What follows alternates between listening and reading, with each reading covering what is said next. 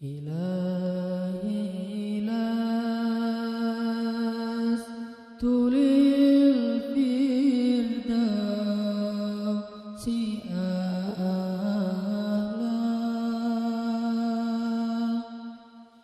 ولا أقوى على النار الجحيم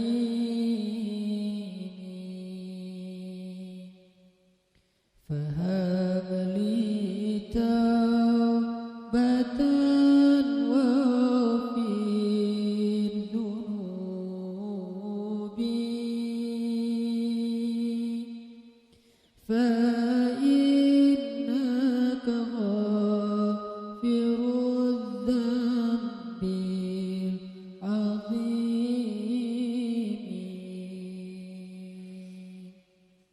Teman-teman sekalian, bait-bait kasidah itu ditulis dan dirangkai oleh para ulama adalah tentang pengakuan dosa seorang hamba. Ketika seorang hamba berada di puncak penyesalan dan merasa tahu diri bahwa dia adalah seorang hamba yang kotor, sehingga dia mengatakan, Ilahi lastu lil firdausi ahla. Ilahi, sesungguhnya saya tidak layak masuk ke surga Firdaus.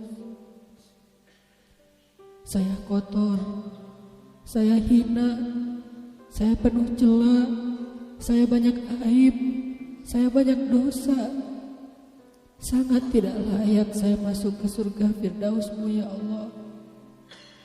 Tidak ada satupun amal yang bisa saya banggakan sehingga menjadi jalan bagi saya masuk ke surga Firdaus-Mu ya Allah.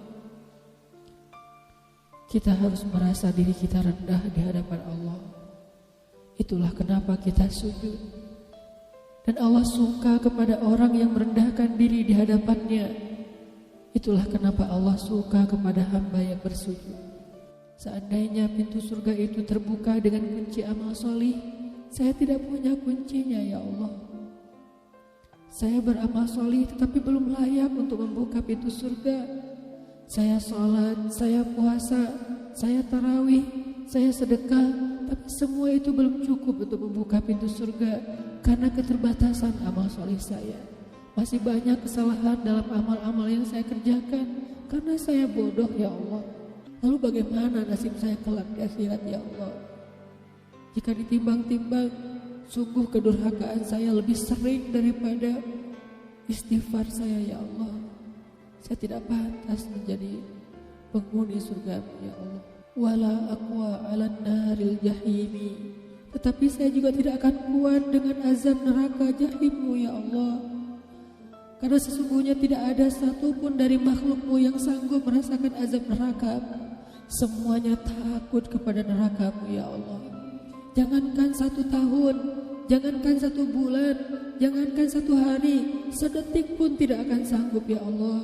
Karena saya mendengar sesungguhnya Rasulullah SAW bersabda, azab yang paling ringan bagi penduduk neraka adalah dipakaikan baginya sendal terompah dari api yang membakar kakinya sampai mendidihkan kepalanya. Itulah azab yang paling ringan di neraka untuk orang yang paling ringan berbuat dosa. Bagaimana dengan saya ya Allah? Dosa saya banyak. Saya pernah durhaka kepada ibu bapak saya. Itu saja sudah cukup bagi saya mendapatkan azab yang lebih besar di neraka, dan saya tidak sanggup ya Allah. Saya pernah durhaka kepada ibu saya. Saya marahi ibu saya karena satu kesalahan. Padahal saya lebih sering berbuat salah dibandingkan ibu saya. Tapi ibu memaafkan saya. Ketika di waktu kecil saya memecahkan barang-barang ibu saya memungut barang-barang itu sambil tersenyum, membelai kepala saya, mengatakan nasihat-nasihat yang baik. Sama sekali ibu saya tidak marah kepada saya saat itu. Tapi ketika telah dewasa, tidak sengaja ibu saya yang sudah tua renta kadang memecahkan barang saya, merugikan sedikit saja dari harta saya marah seperti setan ya Allah. Saya bentak ibu saya ya Allah, bahkan kadang membuat ibu saya terluka, kaget, takut. Pantaskah seorang ibu merasa takut terhadap anak yang dia kandung 9 bulan, yang dia lahirkan dengan taruhan nyawa, yang dia susui dengan darah dagingnya, yang dia didik, dia jaga, yang dia berjaga di malam hari tidak tertidur demi untuk menjaga anaknya dari seekor gigitan nyamuk? Pantaskah ibu merasa takut terhadap anaknya sendiri? Cukup satu dosa besar saja durhaka kepada ibu membuat saya pantas masuk api neraka. Belum lagi dosa saya kepada ayah. Ketika saya berdebat habis-habisan di hadapan ayah saya, hanya ketika ayah saya menasihati saya dengan satu nasihat sederhana, saya debat dia, seolah-olah wawasan saya lebih banyak, ilmu saya lebih banyak, pergaulan saya lebih luas, pendidikan saya lebih tinggi. Padahal semua itu saya dapatkan hasil dari perjuangan dan pengorbanannya. Ketika keduanya sudah menjadi tua dan lemah, kadang keduanya rindu kepada saya, ya Allah.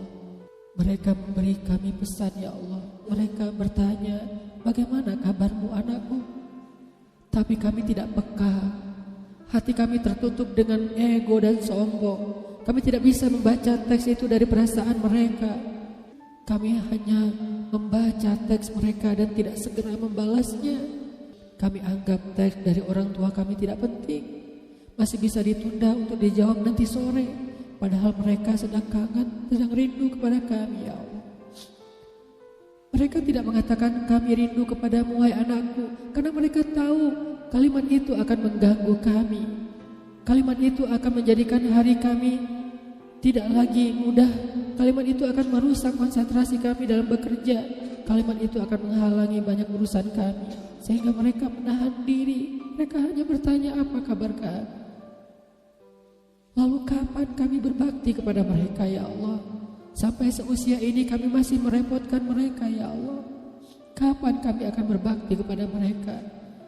Rasanya kami lupa. Entah kapan kami pernah memijat kaki mereka setelah mereka seharian bekerja. Entah kapan kami pernah memberikan minuman hangat untuk mereka. Kami durhaka kepada orang tua kami, ya Allah. Bahkan setelah mereka wafat, kami lupa mendoakan mereka di dalam sholat kami. Harusnya kami disiksa di api neraka, tetapi kami tidak kuat, ya Allah. Belum lagi durhaka, kedurhakaan kami yang lain, dosa-dosa besar kami yang lain. Kami pernah bermaksiat kepadamu diam-diam, ya Allah. Kami pernah berbuat dosa diam-diam, dan padahal kami tahu itu dosa besar. Tapi kami tidak peduli, kami tidak takut kepadamu. Seolah-olah ancamanmu itu hanyalah mitos, seolah-olah ancamanmu itu hanyalah fiktif, seolah-olah apa yang engkau firmankan di dalam Al-Quran itu tidak benar-benar ada. Kami sombong, menantangmu dengan berbuat dosa.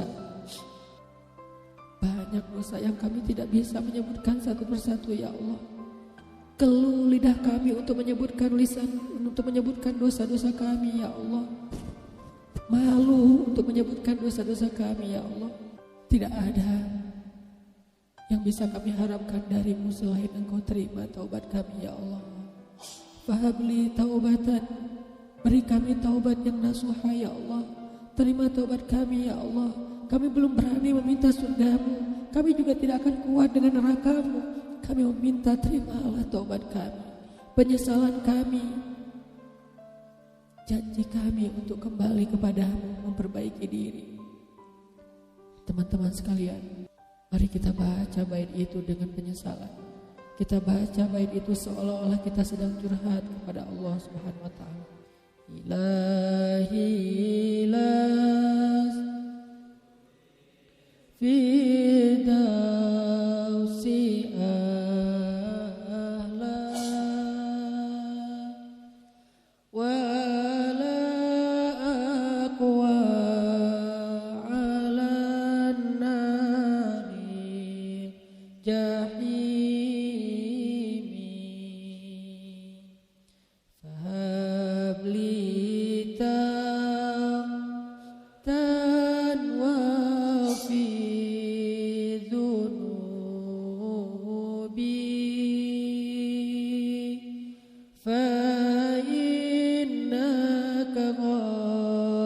في